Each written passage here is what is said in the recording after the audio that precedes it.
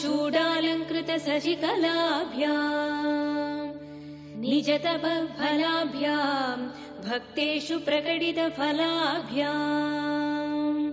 भवतु मे शिवाभ्यामस्तोक त्रिभुवन शिवाभ्याम् हृदि पुनर्भवाभ्यामानन्दपुरधनुर्भवाभ्याम् न तिर्यं नमस्ते नमस्ते महादेव शम्भो नमस्ते नमस्ते नमस्ते दयापूर्ण सिन्धो नमस्ते नमस्ते नमस्ते प्रसन्नात्मबन्धो नमस्ते नमस्ते नमस्ते नमस्ते महेशा सस्वच्छ्री गिरिमूर्धनि त्रिजगतां रक्षाकृतिं लक्षिताम् साक्षादक्षत सत्कटाक्ष सरणि श्रीमत्सुधावर्षिणी सोमार्दाङ्कितमस्तकां प्रणमतां निस्सीम सम्पत्प्रदां सुश्लोकां हिमगिरीन्द्र स्मितमुखीं पार्वती प्रियां त्वां नमः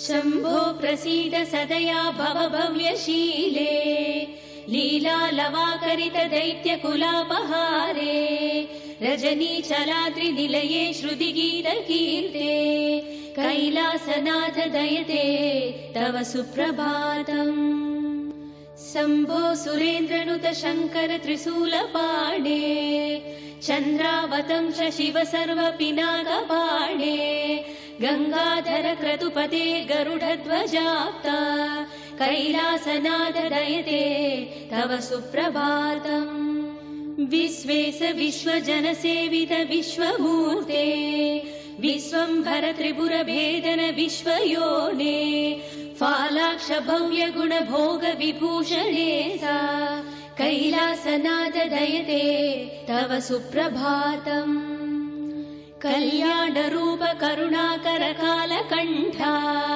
कल्पद्रुम प्रसव पूजित कामदायिन् दुर्नीति दैत्य दलिनोद्यत देव देव कैलासनाथ दयते तव सुप्रभातम् गौरी मनोहर गणेश्वर सेविताग्रे गन्धर्व यक्ष सुर किन्नर गीत कीर्ते घण्टालवम्पि फणिकुण्डल मण्डितास्य कैलासनाथ दयते तव सुप्रभातम् नागेन्द्रभूषण निरीहित निर्विकार निर्माय निश्चल निरर्गल नागभेदिन् नारायण प्रिय नदेष्टद निर्मलात्मन् कैलासनाथ दयते तव सुप्रभातम् सृष्टं त्वयैव जगदेकदशेषमीशा रक्षाविधिश्च विधिगोचरतावकीनम् संहार शक्तिरपि शङ्कर किं करीते कैलासनाथ दयते तव सुप्रभातम् एकस्त्वमेव बहुधा भवभाषिललोके निःशङ्कती वृषभकेतन काशीनाथा श्रीब्राह्मरी प्रिय सुखाश्रय लोकनाथा कैलासनाथ दयते तव सुप्रभातम् पाताल गंग जलमज्जन निर्मलांगाः भस्म त्रिपुण्ड समलांकृत फालभागाः गायन्ति देव मुनि भक्त जना भवन्तम् कैलासनाथ दयते तव सुप्रभातम् सारस्वताम्बुयुत भोगवती श्रितायाः ब्रह्मेश विष्णुगिरिचुम्बित कृष्णवेण्याः सोपानमार्गमधिरुह्य भजन्ति भक्ताः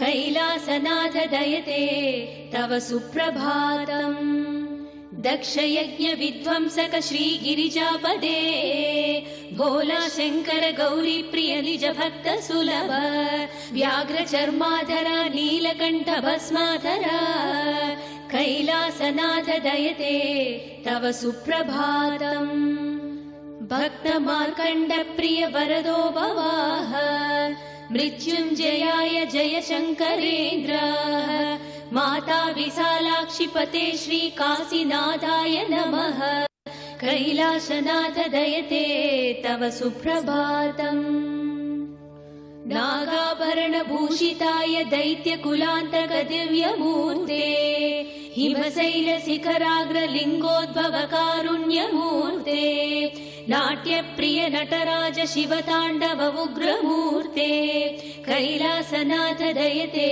तव सुप्रभातम्। गंगा गौरी च मकरन्दरसानुविद्ध ओंकारगीत निनदैः सह सेवनाय निर्यातुपान्त सरसी कमलोदरेभ्याः कैलासनाथ दयते तव सुप्रभातम्। श्रीशङ्करभीष्ट वरदाखिल लोकबन्धो श्रीशिवाय जगदेक दयैक सिन्धो श्रीमुक्कण्ठी भुजङ्ग भूषण भक्त सिन्धो कैलासनाथ दयते तव सुप्रभातम्।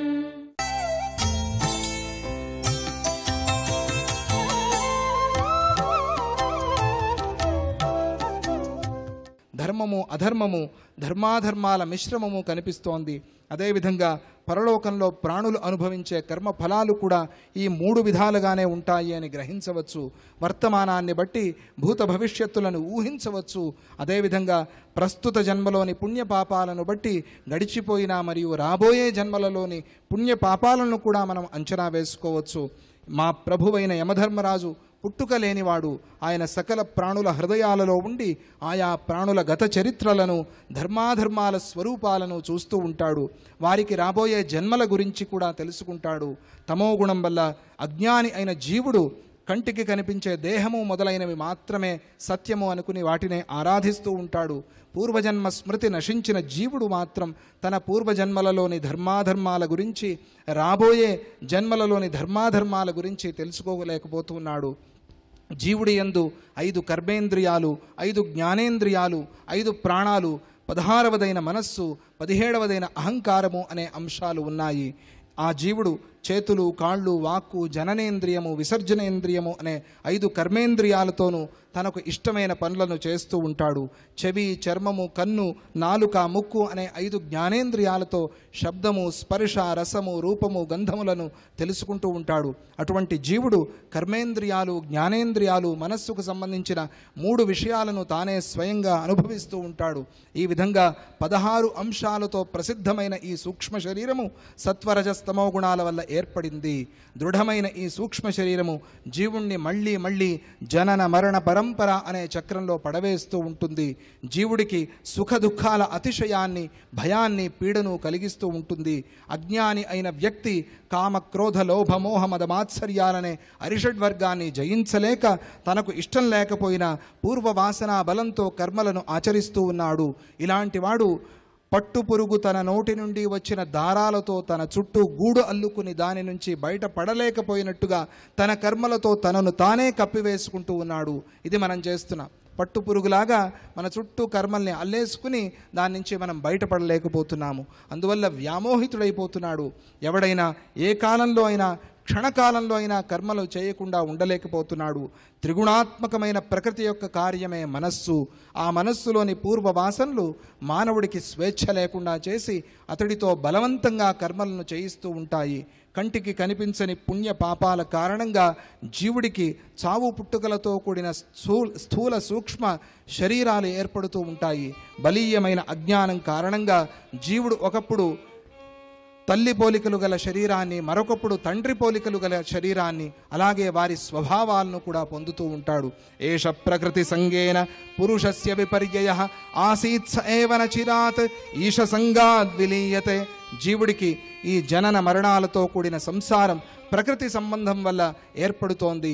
ప్రకృతి కార్యాలైన దేహము, మనస్సు, ఇంద్రియాల యందు నేను, నాది అనే అభిమానం వల్లనే ఇదంతా కూడా కలుగుతోంది. ఈశ్వరుడి యందు గల ప్రేమ వల్లనే ఈ జనన మరణాలతో కూడిన సంసారము శీఘ్రంగా తొలగిపోతుంది. ఇది వాళ్ళు చెప్తున్న న్యాయం, వాళ్ళు చెప్తున్న ధర్మం. అది ఈ అజామీలుడు అనేక రకాల పాపాలు చేశాడే కానీ వాడికి ఇతడు ఎలాంటి ప్రాయశ్చిత్తము కూడా చేసుకోకుండా ఉన్నాడు ఇప్పటి వరకు. కనుక మేము ఈ పాపాత్ముణ్ణి మా ప్రభువైన యముడి దగ్గరకు తీసుకుపోతున్నాము. అక్కడ ఇతడు శిక్షను అనుభవించి పవిత్రుడవుతాడు అని విష్ణుదూతలకి యమదూతలు చెప్పారు. ఇది వాళ్ళు చెప్పిన ఆ సిద్ధాంతం. చాలా అద్భుతమైనది. దాని మీద చాలా భావన చేయాలి మనం. ఊరికే ఒకసారి మీకు అట్లా చదివేశానంతే. అజామిలుడి ఆ సమయంలో విష్ణుదూతలు ధర్మ నిర్ణయం చేసి చాలా గొప్పగా చెప్తున్నారు. వాళ్ళు చాలా గొప్ప పండితులు. వారు ఆ యమదూతలకి ఇలా చెప్పారు. ఏమిటి? అయ్యో, ధర్మవేత్త సభలోనే అధర్మం ప్రవేశించిందా? యమధర్మరాజు అని పేరు, ఆయన సభలోనే అధర్మం ప్రవేశించిందా? నిరపరాధులను శిక్షించడం జరుగుతోందా? సత్పురుషులకే ఇలాంటి విపరీత బుద్ధి పుడుతూ ఉంటే ఇక సాధారణమైన ప్రజలు ఎవరిని పట్టుకోవాలి, ఎవరిని శరణు వేడాలి? యమధర్మరాజే అధర్మంలో నడుస్తూ ఉంటే ఇంక ఎవరు దీనికి శరణ్యము? ఎవరిని పట్టుకోవాలి? ఎవరు గతి? యద్యదాచరతి శ్రేయాన్ ఇతరః తత్తదీహతే సయత్ ప్రమాణం కురుతే లోకస్తదనువర్తతే. అందుకనే ఎప్పుడు మనల్ని మన పిల్లలు మన చుట్టూ ఉన్న వాళ్ళు చూస్తున్నారు అని జాగ్రత్తగా ఉండాలి. వాళ్ళు మనల్ని చూసి నేర్చుకుంటారు. మనం చేసేదే వాళ్ళు కూడా చేస్తారు. మనం ఏదో తిని అక్కడ రోడ్లో పడేస్తే వాళ్ళు కూడా అదే చేస్తారు. స్వచ్ఛ భారత జన్మలోనే కాదు. అందుకని మనలో మార్పు వస్తే పిల్లల్లో కూడా మార్పు వస్తుంది. ఇలా ఒక్కొక్కటి మనం మార్చుకుంటూ ఉంటే పిల్లల్లో కూడా మార్పు వస్తుంది. అందువల్ల లోకంలో శ్రేష్ఠుడైన వాడు చేసేదాన్నే ఇతరులు కూడా అనుసరిస్తూ ఉన్నారు. అతడు చేసేదే ధర్మం అనుకుని వాళ్ళు కూడా అదే పని చేస్తున్నారు. పామరుడైన సామాన్య మానవుడు తనంత తానుగా ధర్మాధర్మాలను తెలుసుకోలేకపోతున్నాడు. అతడు ఒక గొప్పవాడిని సంపూర్తిగా నమ్మి అతడి బాటలోనే నడుస్తూ అతడి ఒడిలో తలపెట్టుకుని హాయిగా నిద్రిస్తాడు. అలా అజ్ఞానులైన ప్రజలు ఎవరిని పూర్తిగా నమ్మి స్నేహం చేస్తారో వాడికి తమను తాము పూర్తిగా సమర్పించుకుంటారో అటువంటి నమ్మదగినవాడు, దయగలవాడు ద్రోహం ఎలా చేస్తాడు? ఇప్పుడు యమధర్మరాజు ద్రోహం చేస్తున్నాడు కదా, అది ఎలా సాధ్యమవుతుంది? ఈ అజామిలుడు కోటి జన్మల పాపాలకు కూడా ఖచ్చితంగా ప్రాయశ్చిత్తాన్ని చేసుకున్నట్టే లెక్క. ఒక్కసారి నారాయణ స్మరణంతో కోటి జన్మల పాపాలన్నీ కూడా పోయాయి. ఎందుకంటే ఇతడు శ్రీహరి నామాన్ని ఉద్దేశించి పలకకపోయినా మామూలుగా పలికాడు, అదే చాలు.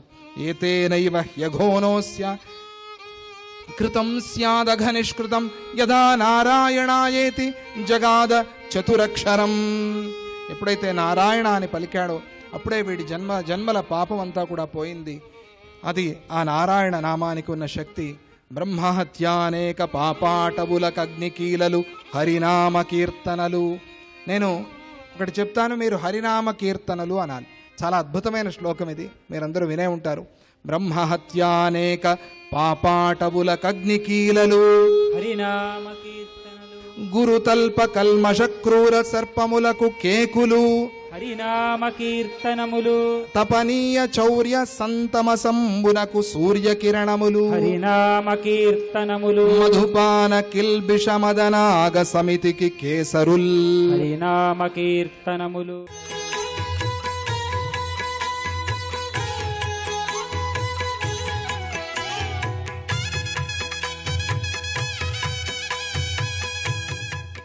అయితే ఈ బంగారు కిరీటాన్ని తీసి తలపైన పెట్టుకునేటప్పటికీ ఆ బంగారు కిరీటంలో ఈ కలిపురుషుడు ఉన్నాడంట. మరి ఎవరిదండి ఈ బంగారు కిరీటం అంటే? జరాసంధుడిది. ఎప్పుడైతే జరాసంధుడికి భీముడికి యుద్ధం అయిందో, కృష్ణుడు జరాసంధుడిని ఎలా చంపాలో భీముడికి చెప్పిన తర్వాత, ఆ జరాసంధుడు చనిపోయిన తర్వాత ఆ జరాసంధుడి తమ్ముడు ఎంతగానో బ్రతిమిలాడంట, నా అన్న కిరీటం నాకు గుర్తుగా ఉండనీయండి అని. ఎప్పుడైతే యుద్ధంలో గెలిచామన్న ఆ విజయ గర్వంతో ఆ భీముడు ఏం చేశాడంటే ఆ తమ్ముడిని కూడా తోసేసి ఆ కిరీటాన్ని తీసేసుకొని వచ్చాడంట. అంటే ఒకరు ఆశిస్తున్న దాన్ని, తనది కాని దాన్ని తాను తీసుకురావడం వల్ల అధర్మం ఉంది కనుక, ఎప్పుడైతే ఆ కిరీటంలో అధర్మం ఉంది కనుక, ఎప్పుడైతే పరీక్షిత్ మహారాజు ఆ కిరీటం పెట్టుకునేటప్పటికీ తన బుద్ధిలో మార్పు రావడం మొదలుపెట్టిందంట. మార్పు వచ్చిన ఈ పరీక్షిత్ మహారాజు ఒకరోజు వేటకు పోయాడంట అదే కిరీటం పెట్టుకొని. ఆ వేటలో అడవిలలో బాగా తాను వేటాడిన తర్వాత అలసిపోయాడంట, దాహం వేస్తుందంట, ఎక్కడ కూడా నీరు కనబడలేదంట. అలా ముందుకు వెళ్తుంటే అక్కడ ఒక ఋషి ఆశ్రమం కనబడ్డాదంట. ఆ ఋషి ఆశ్రమం ఎవరిదంటే శమికుడు అనే ఋషిదంట. ఆ శమికుడు అనే ఋషి ఏం చేశాడంటే అతను ధ్యానంలో ఉన్నాడంట. అసలు ఎక్కడ చుట్టుపక్కల ఏమి జరుగుతుందో తెలియదు ఆ ఋషికి. అతనంత ధ్యానంలో ఉండేటప్పటికీ ఇతను ఎప్పుడైతే ఆ ఋషి ఆశ్రమంలోకి వెళ్ళేటప్పటికీ ఇతనికి పిచ్చి ఆకలి వేస్తుంది, దాహం వేస్తుంది. ఇక్కడ చూస్తే ఎవ్వరూ లేరు, ఈ ఋషి మాత్రమే ఉన్నాడు. ఎంతగా గట్టిగా పిలిచినా కానీ, అతన్ని తట్టినా కానీ మేలుకు రాకపోతే ఇతను ఏమనుకున్నాడంటే, అంటే కలిపురుషుడు ఎప్పుడైతే తన ఆ కిరీటంలో నుంచి ఆ కలిపురుషుడు ప్రభావం కొద్ది కొద్దిగా పరీక్షిత్ మహారాజుకు వస్తుంటే అన్ని దుష్ట ఆలోచనలే వస్తాయి. చూడండి, మనం కలియుగంలో మీరు ఏది మంచి కనబడదు. ఎదుటివాడు కష్టపడి పైకొచ్చాడంటే కూడా మనమే ఒక చిన్న ఉదాహరణ చెప్పుకుందాం. మనకు తెలిసిన వాళ్ళల్లో అనుకోండి, లేదా మన కాలనీలో ఒక అబ్బాయి కష్టపడి ఐఐటి లాంటి ఎగ్జామ్లో మంచి ర్యాంక్ వస్తే మన అబ్బాయికి రాలేదని చెప్పేసి మనం ఏమంటాం, నిజమే ఆ అబ్బాయికి వచ్చిందనం, వాడికి ఏదో అదృష్టం ఉండొచ్చాడండి, వాడికన్నా బాగా మా అబ్బాయి మ్యాథ్స్ సైన్స్లో బ్రహ్మాండంగా చేస్తాడండి అంటాం. దానికి బదులుగా అతను ఎంత కృషి చేశాడని చెప్పాను. ఎందుకనమంటే ఆ కలి అన్న ఒక బుద్ధి మన లోపల ఉండడం వల్ల.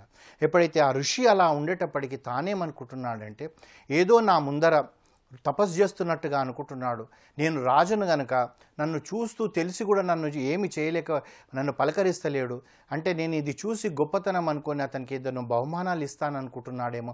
ఇలాంటి పిచ్చి పిచ్చి ఆలోచనలన్నీ కూడా పరీక్షిత్ మహారాజుకు వచ్చేసేటప్పటికి కోపం వచ్చింది, ఆకలితో ఉన్నాడు, దాహం వేస్తుంది. అటు ఇటు చూసేటప్పటికి అక్కడ మూలన ఒకటి చనిపోయిన సర్పం కనబడ్డాదంట. ఆ కనబడేటప్పటికి ఒక కర్ర తీసుకొని ఆ సర్పాన్ని తీసి ఈ ఋషి మెడలో వేసి వెళ్ళిపోయాడంట. వెళ్ళిపోయేటప్పటికి తను అలాగే తపస్సు చేస్తున్నాడంట. చేసేటప్పటికి కొద్దిసేపు అయినాక ఆ ఋషికి కుమారుడు ఉన్నాడంట, శృంగి అని చెప్పేసి. ఆ ఋషి కుమారుడు వచ్చి తన తండ్రిని అలా చూసేటప్పటికి ఎక్కడ లేని కోపం వచ్చింది. మహారుషి, నా తండ్రి జ్ఞానంతో కూడుకున్న వ్యక్తి, వైరాగ్యంతో కూడుకున్న వ్యక్తి, తాను తపస్సు చేస్తుంటే ఎవడి మూర్ఖుడు చనిపోయిన సర్పాన్ని నా తండ్రి మెడలో వేశాడని చెప్పేసి ఆ కోపంలో ఏం చేశాడంటే, వెంటనే ఏదైతే సర్పాన్ని నా తండ్రి మెడలో వేశాడో తక్షకుడు అనే ఒక సర్పము 7వ రోజు ఇతన్ని కాటేసి చంపేస్తుంది వేసిన వాడిని అనేటప్పటి శాపం పెట్టేటప్పటికి వెంటనే ఈ శమికుడైన ఋషి కళ్ళు తెరిచాడంట. చెరిసి తన దివ్య దృష్టితో తెలుసుకొని కొడుకును కోపడ్డాడంట. ఒరే, నువ్వు ఎంత తప్పు పని చేశావు, మహారాజైన పరీక్షిత్తు తను తెలిసి తెలియక చేశాడు, ఇప్పుడిప్పుడే కలి ప్రవేశిస్తుంది, 7 రోజులలో అతను చనిపోతే కలి పూర్తిగా ఈ భూమిని ఆక్రమిస్తుంది. ధర్మరాజును మించిన ధర్మరాజు అతను, అర్జునుని మించిన వాడు, పంచపాండవులను మించిన వాడు, శ్రీకృష్ణ పరమాత్ముడు సాక్షాత్తు రక్షించిన వాడు, హరినే నమ్ముకున్నవాడు, ప్రజలను తన కన్నబిడ్డలుగా పాలిస్తున్న వ్యక్తిని నువ్వు శాపం ఇచ్చేసావే, ఎంత పొరపాటు చేశావు అని చెప్పేసి ఇతను చాలా దుఃఖపడిపోయాడట. దుఃఖపడిపోయి ఏం చేశాడంటే అక్కడున్న శిష్యులను తన కొడుకుకు చెప్పాడంట, మీరు వెంటనే వెళ్ళి రాజధానికి వెళ్ళి ఆ పరీక్షిత్ మహారాజుకు మీరు చేసిన విషయం చెప్పండి, 7వ రోజు జరిగే ప్రమాదం గురించి చెప్పండి అన్నారంట. అనేటప్పటికీ వీళ్ళకు కూడా భయం ఉంది. అంటే ఎవరి దగ్గరికైనా వెళ్ళి, అయ్యా నువ్వు 3వ రోజు చనిపోతావంటే ఏ విధంగా మనిషి ప్రవర్తిస్తాడని తెలుసు. అందు గురించి ఏంటంటే ఏం చెయ్యాలో వాళ్ళకి అర్థం కాలే. కానీ ఋషి మహారాజ్ చెప్పాడు, అందులోకి శమికుడైన మహర్షి చెప్పాడు కనుక వీళ్ళు వెంటనే పరీక్షిత్ మహారాజ్ దగ్గరికి వెళ్ళి చెప్పారంట, స్వామి ఇది జరిగిన పొరపాటు, ఇలా మేము శాపం పెట్టేటప్పటికీ మీకు ఈ యొక్క తక్షకుడనే ఇతను వచ్చి మిమ్మల్ని కాటేస్తాడనేటప్పటికీ మనలాంటి వాళ్ళు ఒక రాజుగా చక్రవర్తిగా ఉన్న వ్యక్తి ఇలా ప్రవర్తిస్తాడు. వెంటనే వారి కోపం వస్తుంది. మనల్ని తీసుకుంటే మీరు ఎలాగ ఎట్టి పరిస్థితుల్లో చనిపోతావనేటప్పటికీ అప్పుడు ఎలా బిహేవ్ చేస్తాం, దుర్మార్గురారా, మీరు నన్ను చావడానికి మీరు శాపం పెట్టారా, వెంటనే వీళ్ళని బంధించి అందరినీ చంపేయండి అంటాం. కానీ పరీక్షిత్ మహారాజ్ అన్నాడంట, ఆహా ఎంత శుభవార్త చెప్పారు, ఈ రోజుకు 7వ రోజు నేను చనిపోతానా, నాకు చాలా గొప్ప విశేషం చెప్పారు, మీ రుణం నేను తీర్చుకోలేనన్నాడంట. అంటే చూడండి, మన జన్మ మనం ఎప్పుడు పుడతామన్నది మనకు తెలియదు, మనం మరణించేది తెలియదు. పోనీ మనం పుట్టేది మనకు తెలియదు అంటే తల్లి గర్భంలో ఉన్నాము మనకు అప్పుడు తెలియదు. కానీ పుట్టిన తర్వాత మన తెలివి వస్తుంది, అన్నీ వస్తుంది. అంటే మనం ఏం చేయాలో ఒక 10 ఏళ్ళకు ఒక ప్రణాళిక వేసుకుంటాం, 5 ఏళ్ళకు ఒక ప్రణాళిక వేసుకుంటాం, కానీ చనిపోతాము అని మనకు తెలియదు. అట్లాంటి పరిస్థితుల్లో మీరు పలానా రోజు చనిపోతారనేటప్పటికీ మనిషి కృంగి కుషించిపోతాడు, ఒక భయం ఏర్పడుతుంది. అయ్యో నా బాంధత్యం అంతా వదులుకొని పోతాను, నన్ను అందరు నా స్నేహితులను వదులుకొని పోతారు, నా పిల్లల్ని వదులుకొని పోతానని చెప్పి అనుకుంటాం. శ్రీకర శుభకర ప్రణవ స్వరూప లక్ష్మీ నరసింహ, 14 లోకములన్నీ మ్రొక్కే జ్వాలా నరసింహ, నీవే శరణమయ్యా.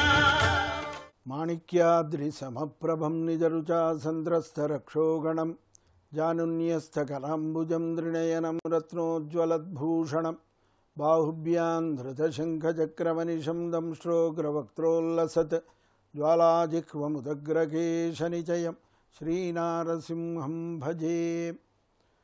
భగవద్బంధువులారా, శ్రీ లక్ష్మీనరసింహస్వామి వారి వార్షిక బ్రహ్మోత్సవములలో ఈనాడు చివరి దివసం అష్టోత్తర శతఘట అభిషేకం.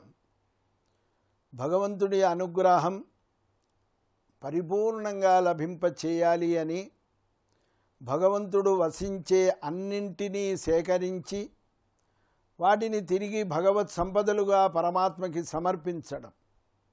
108 కలశముల మధ్య ఆయా సుగంధ ద్రవ్య పరిమళాలతో కూడిన తీర్థరాజములను నింపి పంచ అమృతములు వాటిలో నింపి అలాగే వివిధ ఫల రసములను కూడా అందులో వేంచేపు చేసి సమస్త నదీ నదముల యొక్క తీర్థరాజములను కూడా అక్కడ చేర్చి వాటన్నిటిని కూడా పునీతము గావించి ప్రకృతి సంబంధమైన ఏ దోషములు లేకుండా పవిత్రీకరించి ఆ 108 కలశములతో మూల స్వరూపానికి ఇక్కడ ఉత్సవమూర్తులకి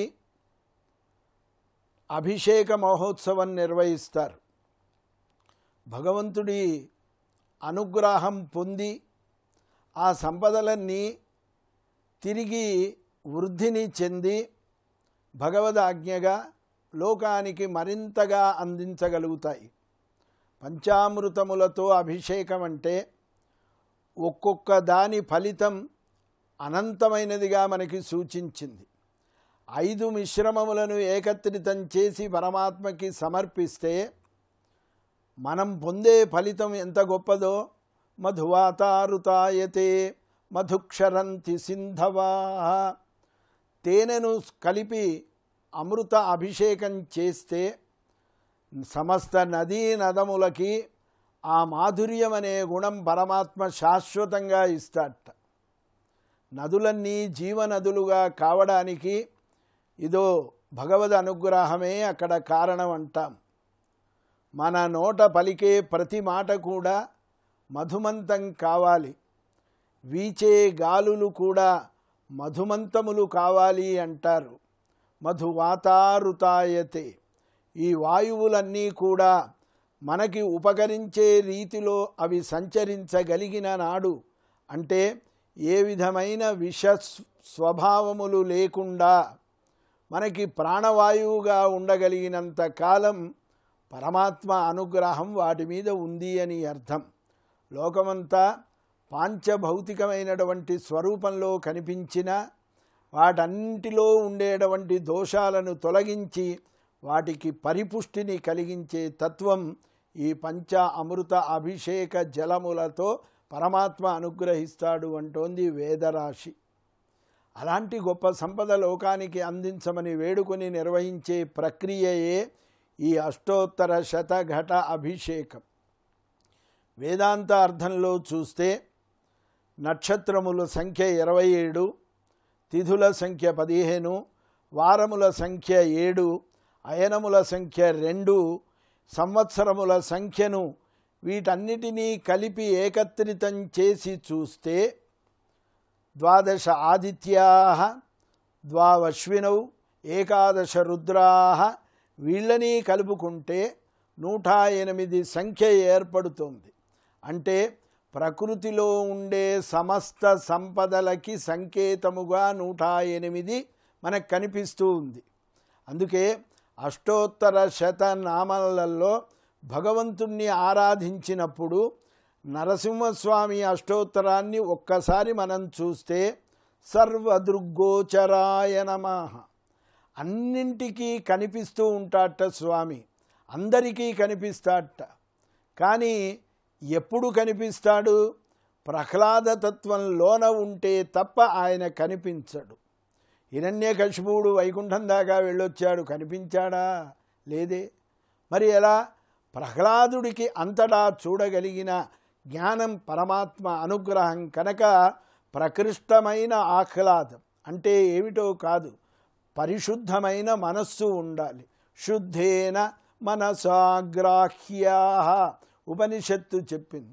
మన మనస్సు శుద్ధంగా ఉన్నట్టయితే, నిర్మలంగా ఉన్నట్టయితే, ప్రసన్నంగా ఉంటే పరమాత్మ సాక్షాత్కారం ఈ హృదయంలోనే మనం దర్శించవచ్చు. అలా సర్వాంతర్యామిగా దర్శించగలిగిన మహానుభావుడు భక్త శిఖామణి ప్రహ్లాదుడు. ఇలా ఈ 108 నామములలో పరమాత్మ అంతటా నిండి ఉన్నాడు అనే ఒక అర్థ విశేషాన్ని ఈ అష్టోత్తర శతఘటాభిషేకం మనకి సూచిస్తూ ఉంది. ఆ తదుపరి ఇంత వేడుకగా నిర్వహింపబడిన బ్రహ్మోత్సవములలో పరమాత్మ అమితమైన ఆనందాన్ని అనుభవించే ఒక విలక్షణమైన ప్రక్రియనే స్వామివారి శృంగార డోలోత్సవం రాత్రి నిర్వహిస్తారు. అంటే ఈ శృంగార డోలోత్సవ ప్రత్యేకత ఎంత గొప్పది అంటే, అమలిన శృంగారం లోకరక్షకము అని శాస్త్రం. లోకరక్షణార్థం భగవంతుడు స్వీకరించే ఒక కైంకర్యమే శృంగార డోలోత్సవం. శంకరాచార్య స్వామివారు కూడా తాను ఆపదలో ఉన్న భగవంతుడి యొక్క దివ్య ఆనందాన్ని, సౌందర్యాన్ని దర్శిస్తూ ఓ అందమైన శ్లోకరత్నంలో మనకు అందిస్తూ ఉంటారు. శృంగార సంగర కిరీట లసద్వరాంగ. కరావలంబ స్తోత్రంలో భగవంతుడా నీవెలాంటి వాడవో తెలుసా? శృంగార సంగర కిరీట లసద్వరాంగ. నిన్నెవరు చూసినా వాళ్ళకున్న బాధలన్నీ మరిచిపోతారయ్యా. శృంగారం అంటే ఆనందము అని అర్థం. అలాంటి లసత్ వరాంగ, ప్రకాశించే దివ్యమైన, వర అంటే శ్రేష్టమైన, అంగ ఆకృతి కలిగిన స్వామి అని అర్థం. అలాంటి అద్భుతమైన సౌందర్యమూర్తి లక్ష్మీ నృసింహ తత్వం. ఆ స్వామికి రాత్రి వేళల్లో శృంగార డోలోత్సవం నిర్వహిస్తారు. ఆగమశాస్త్రం ప్రక్రియా విభాగంలో ఈ ఫలశ్రుతిలో చెప్పినప్పుడు శృంగార డోలోత్సవంలో మంచస్థం మధుసూదనం, ఆ డోలో ఆరోహణ చేస్తూ ఉన్న ఆ స్వామిని దర్శిస్తే సత్సంతానవతులవుతారు. పుట్టిన సంతానం బ్రహ్మజ్ఞానవేత్తలవుతారు. భక్తి తత్పరతకు నిదర్శనాలుగా ఉంటారు అని అనంతమైన ఫలములని శృంగార డోలోత్సవంలో మనకు అందించారు. అలాంటి అపూర్వమైన అద్భుతమైనటువంటి ఫలితములెన్నో బ్రహ్మాది దేవతలు ఆనాడు ఆచరించి చూపించారు. ఆ ఆనందాన్ని పరమాత్మ తాను అనుస్యూతంగా లోకాలకి అందించాలి అనే ఒక భక్త రక్షణ తత్పరత కలిగిన యాదగిరి క్షేత్రంలో ఆవిర్భవించిన స్వయంభూ పంచనారసింహ స్వరూపంలో వేంచేసి ఉన్న ఆ లక్ష్మీ నృసింహస్వామి వారు శాశ్వతంగా భక్తకోటికి ఆ ఆనందాన్ని అందిస్తూ ఉన్నారు. లోకా సమస్తాః సుఖినో భవంతు. మంగళం నరసింహాయ మంగళం గుణసింధవే మంగళానాం నివాసాయ యాదాద్రీశాయ మంగళం. ఓం స్వస్తి.